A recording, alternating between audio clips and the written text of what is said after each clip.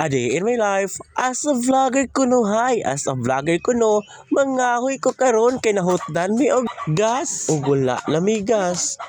Mangahoy jud ko sa gawas kay asa mailuto sa maong sud. Wala may problema sa kanon kinamay rice cooker. Ang pagluto na lang sa sudan kay mahurot man gyud ang gas. Unya kay wala pa may ikapalit og gas.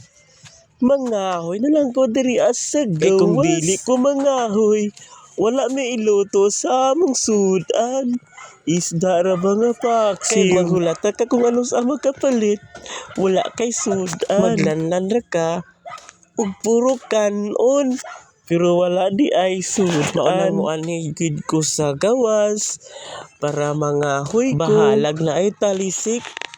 Kay gabi ira kay na ang ulan, wala man nawala. Gasigi raman hinuog ulan. Unya kini ang akong gipangahoy kay basa-basa pa. Pero okay ra kung basa-basa. Kay idang ka raman na sa ibabaw sa lay aso. Mauga raman na kadugayan tungod sa aso. Unya nagpaspas ko unig pangahoy. Kay kung dili ko magpaspas, maabutan ko og ulan. Kusog ba kaayo ang hagak sa ulan. Mubulok jud ni karon.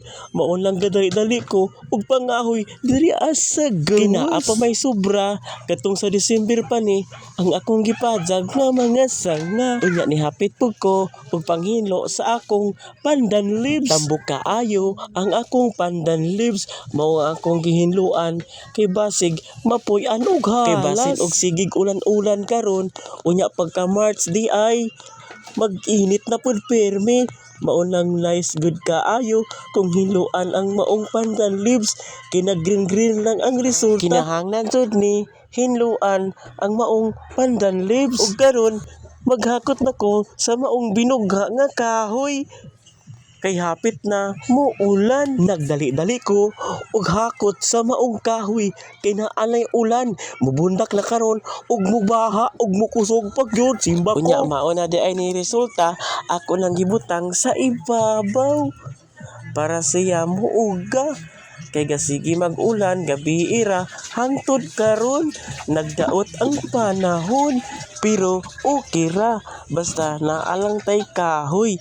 Makalungag ta ug makaluto ug maog sudan. Kay kung wala kay kahoy, dili ka makaluto. Mauni teknik sa mga pobre para mauga og dali ang maong kahoy. Ipatungod lang ang kahoy sa abuhan para mauga.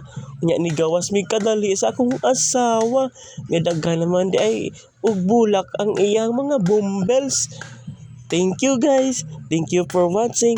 And don't forget to follow.